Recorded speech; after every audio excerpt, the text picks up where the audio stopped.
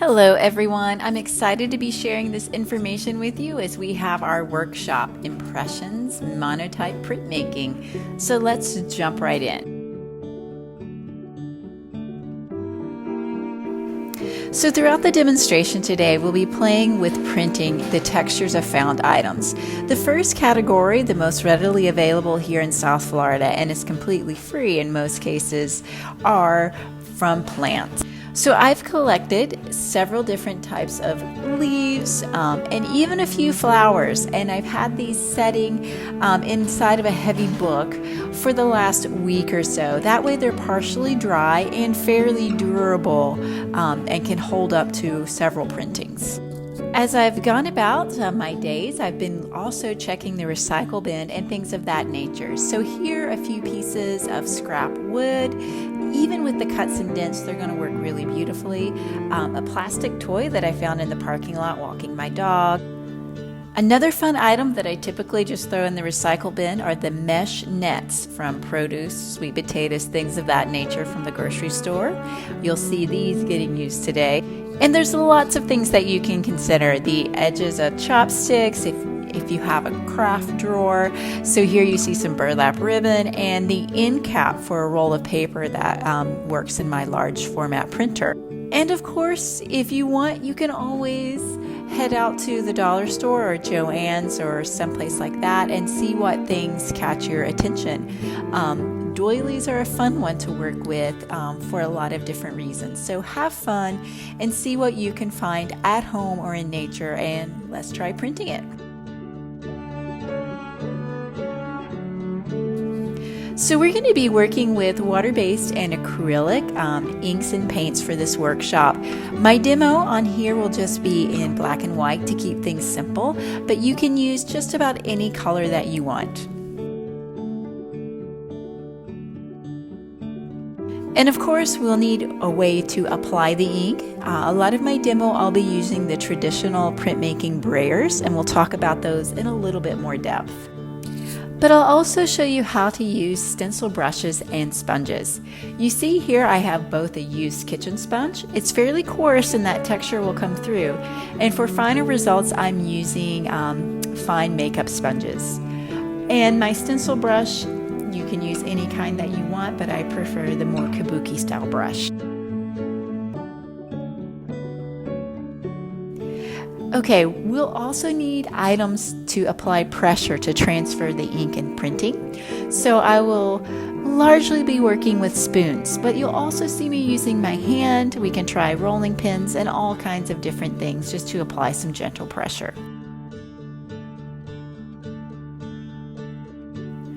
Paper is always important in making any type of printmaking, so you'll see me using two different papers today. The paper on top is just plain newsprint. I'll be using that for offsetting and also for inking on top of, as well as a thin printmaking paper that I'll be printing on. You can try different types of paper. Really, the sky's the limit, but you'll have to tailor your approach based on the paper you're using. Okay, so there are two different types of Brayers, and just so you know, the easiest way to tell them apart is to give them a gentle squeeze. This beige color is a soft rubber Brayer, and it will apply a little bit more ink than its counterpart, a hard Brayer. So when I try to squeeze this hard Brayer, it doesn't really give in the same way that the soft Brayer does. So that's how I can tell them apart. And the hard Brayer typically applies a thinner layer of ink than the soft Brayer. The ink from a hard Brayer will also stay more upright on the surface. It won't fall into cracks and crevices as easily. So the first thing I'm going to do is actually place some ink onto my printing slab or work surface. So just squeezing some out here onto the table.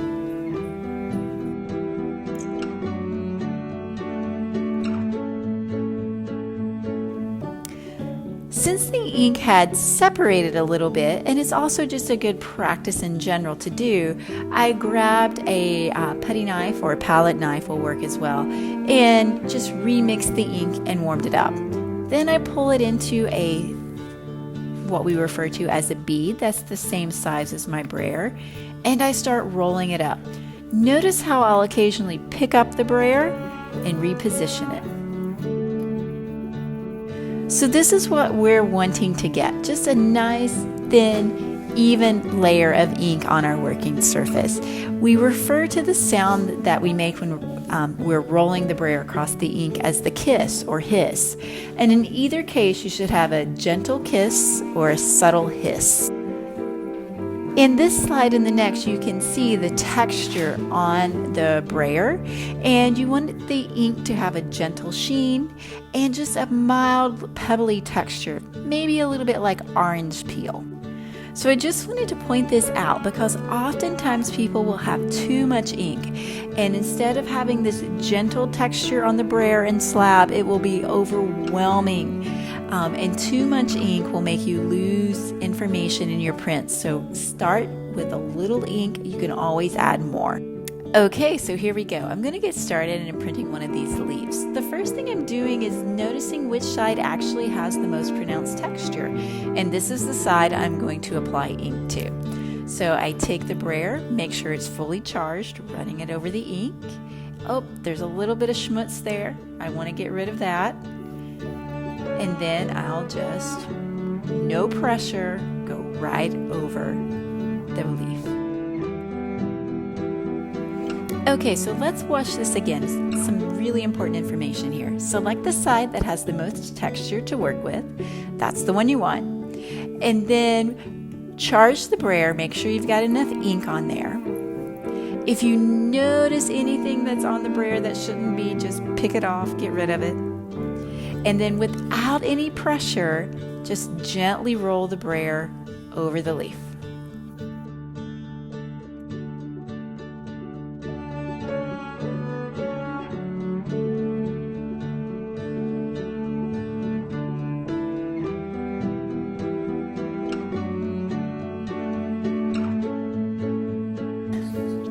Okay, so let's print this leaf. So I've got my clean printing paper out. I'm going to set the leaf down, and I tend to take a second and wipe any ink off my fingers just as I'm going along. Now I'm going to start with just a little pressure from my fingers.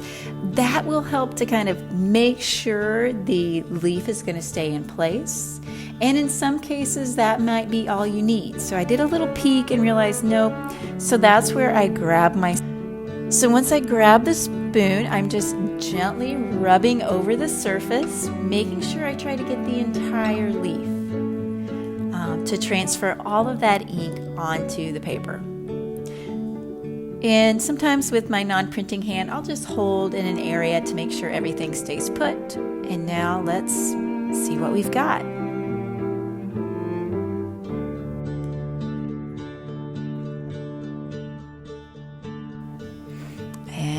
There we go. Not too bad.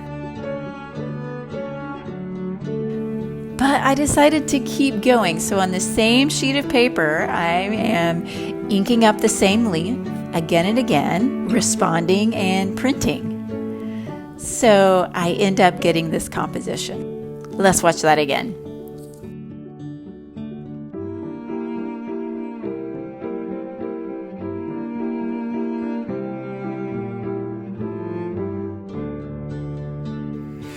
Okay, here you can see the completed print from all of that work. So let this be an example of having fun and just responding, and how you can get some interesting compositions from rearranging. And also keep in mind, if something isn't perfect, that's okay. Just print it again. But let me show you something really cool. So when we're printing, we actually get the texture of the leaf on the brayer, and you can offset that onto paper and make a secondary print. Let's watch that again. So this is the brayer that I used to ink up the leaf. I've not done anything else to it, and I'm just rolling it across the paper, and the texture that's on the brayer comes off to make this beautiful little print. Pretty impressive, huh? And this offset is a term we talk about a lot in printmaking, and it's one of the only media that you can do something of this nature. So I encourage you to try this out today as well. All right, so let's try printing another plant. So this one, I'll admit before I get going, was a little bit more tricky because the plant itself is much more delicate.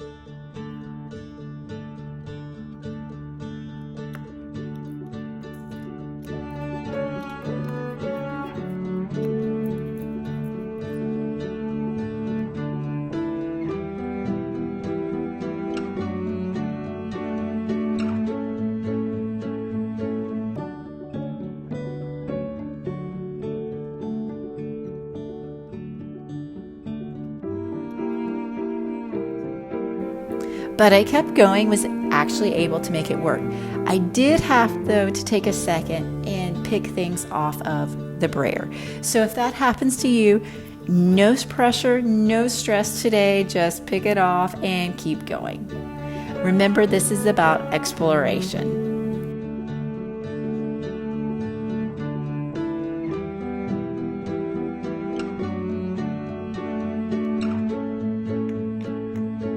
Okay, so in this case, I'm going to change the orientation, and I have the flower with the ink on it on the table, and then I'm setting my printing paper on top. I'm going to start off with a little bit of pressure from my hand, and then sometimes I can peek to see, and I can see that's really light. So again, I'm going to grab my spoon, this case the metal spoon, and give it a good amount of pressure. So when I'm printing this way with the paper on top of the inked item, I oftentimes look to see when I can start seeing the ink actually very lightly come through the paper. This tells me I'm close to being done with printing. There's never any hurry, but sometimes it's good to know what the visual cues are that tell you about your progress. So here you can see me printing with the spoon. You can use the belly, or you can flip it over and use the edge for a little bit more specific point of pressure to help transfer. Now if there's a little bit of ink on the spoon, you may get some transfer on the back like this, but nothing to worry about at all.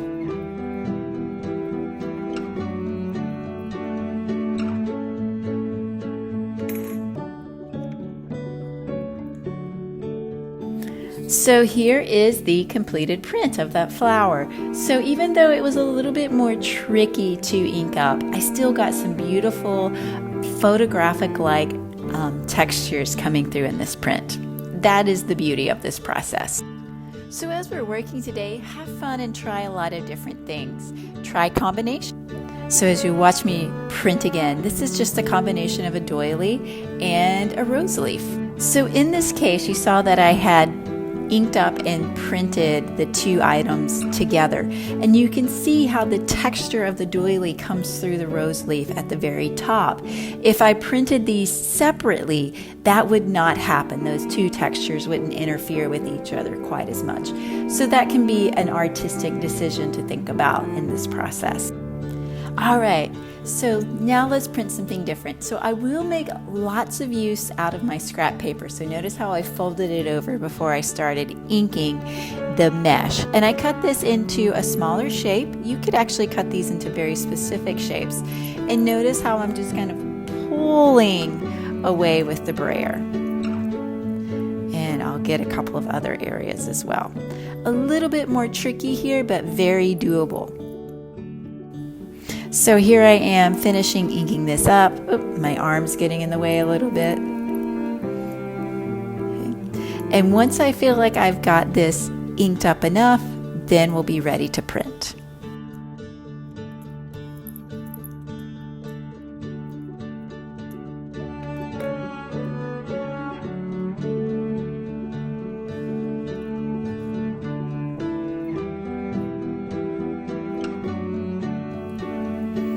All right, so let's print this inked up mesh. So again, I'm going to have the ink side up, and I'm going to drop the paper down on top of it. That makes sense to do with more delicate items.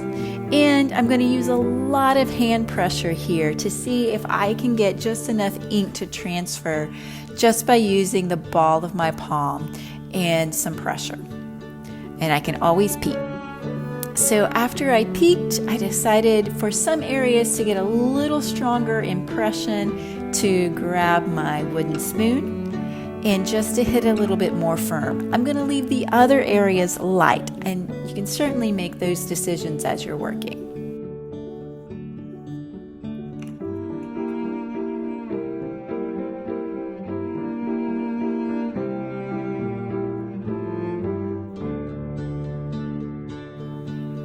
Okay, so after I printed the mesh with some areas light, some areas dark, I decided just by looking at it, it's ready to add something else in. So I went back to my collection and picked another leaf, and now let's ink it up and print it.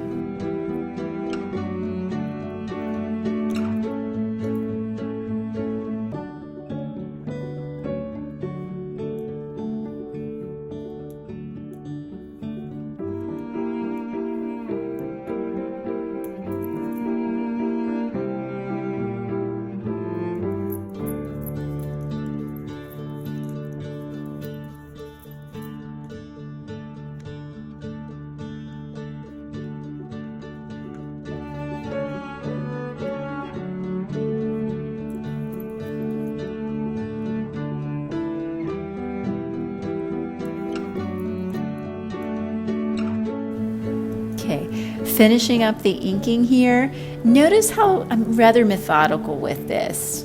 So find your own kind of rhythm and routine as you're going through these processes.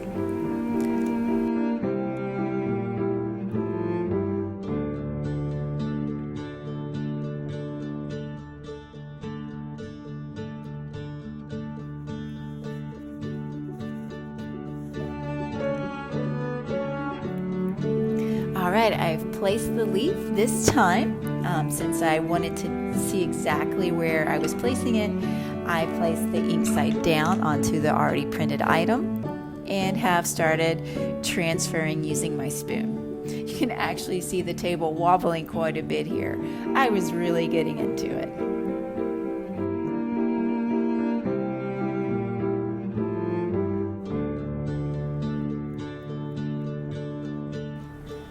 And here's the completed print. Since these two items were printed separately, the texture of the mesh does not really interfere as much with the texture of the leaf.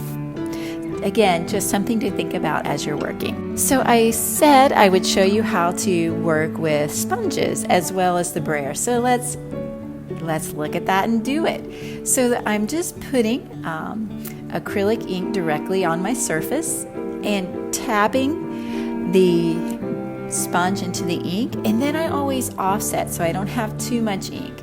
And then I'm using the same tapping motion on this item. Okay, so here we go with printing. This is pretty thick. So I'm going to play around with printing this in a couple of different ways. So first, ink side up, paper down, and just pressing in with my hand over and over.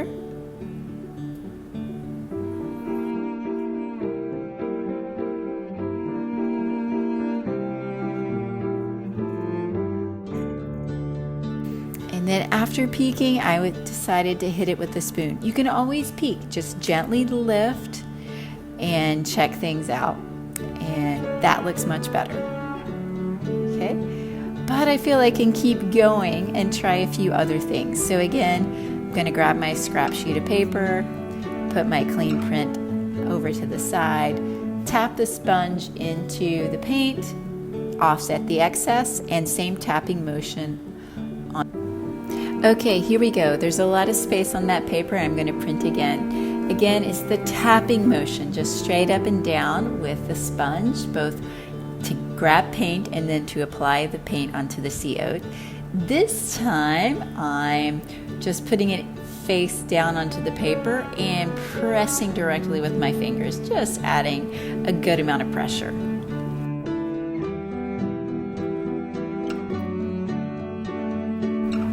And let's do this a couple more times. Again, I can't overemphasize the importance of that offset with the sponge, so you're not applying a ton of paint onto your item. And then the same tapping motion for applying it. And then I'm going to set it over and just press.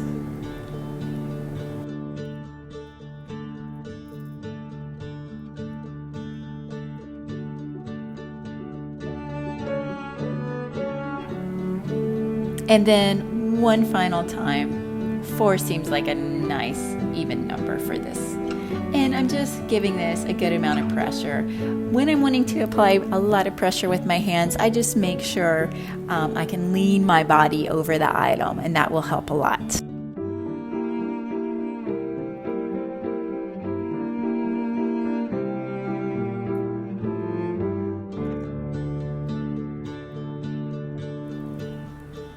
And here we go. Here's the finished product. Okay, for our final little bit of demo, we're going to use the stencil brush and actually use it in a stencil manner. So again, I'm picking up ink and offsetting it. Now the motion here is also sort of a tapping motion. Sometimes I'll sort of take it to the side as well, but this allows the ink to go down into the open areas of the doily for me.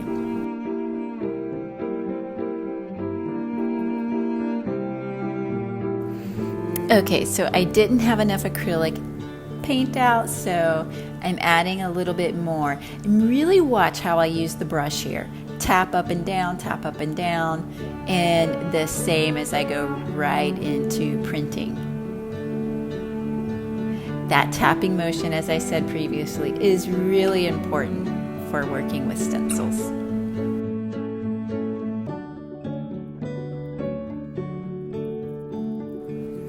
Okay, so you can kind of zone out as you're stencil printing, so just have fun with it, tapping up and down and going through the motions.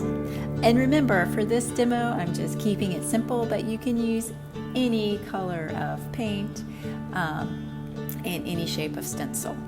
Then when pulling the print, just make sure you pull straight up and back, and there we go. And yet again, I felt the need to add something else, so in this case I grabbed a leaf, got its outline shape, and then flipped it over and printed the interior. But let's watch that one more time.